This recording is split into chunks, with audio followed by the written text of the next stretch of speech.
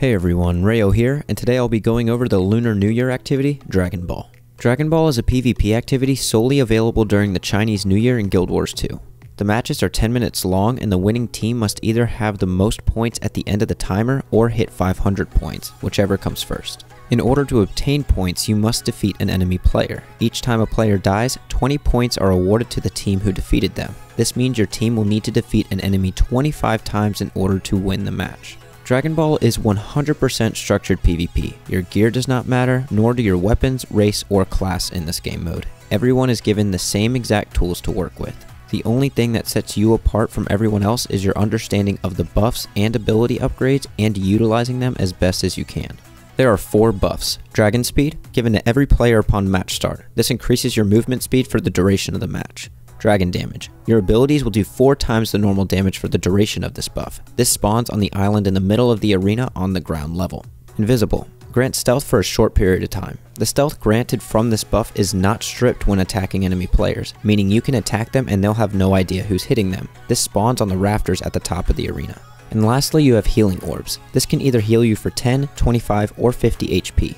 10s can be found in the tunnels, 25s are found on ground level, and 50s are found on the mid-level in front of each base. On top of these buffs, there are 5 permanent abilities that you can obtain, but they are only permanent while you're alive. Once you die, you will lose these buffs and must re-obtain them. Super Dragon Sphere increases the speed and range of your number 1 ability. This is found in the tunnels in each corner of the map behind the jump pad. Dragon Bomb. AoE attack that hits enemies for 30 damage, spawns on the mid-level on both sides of each base. Ice Blast. AoE that chills foes, increasing the time it takes for their skills to come off cooldown. This spawns on the ledges in the center of the map next to the tunnel entrances.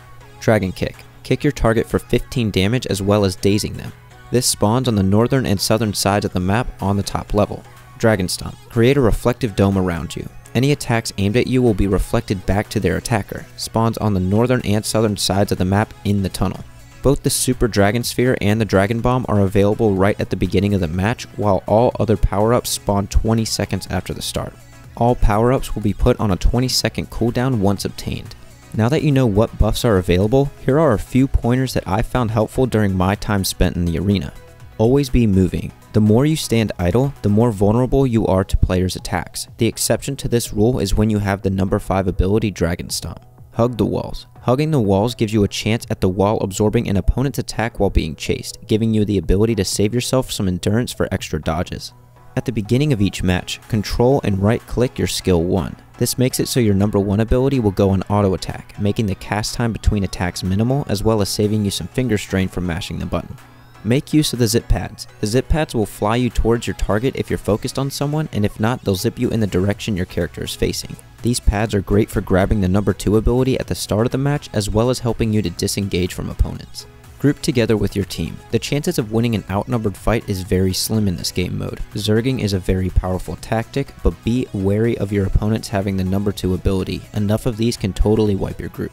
And lastly, grab abilities even if you already have them. Grabbing abilities puts them on cooldown, preventing your opponents from grabbing them. Just be aware that if your team is running with you, let them have it if they don't already. 2 people with strong abilities is much better than 1. For those of you who have never tried Dragon Ball, give it a shot. It's a fun activity that's only around for a short amount of time. I hope these tips could help you, and if they did, make sure to hit the thumbs up button as well as drop a comment below. And if you enjoy this sort of content, then make sure to subscribe to my channel, as well as hit the bell icon to be notified of any new videos that I post. Thank you all so much for watching. Once again, I'm Rayo, and I'll see you next time.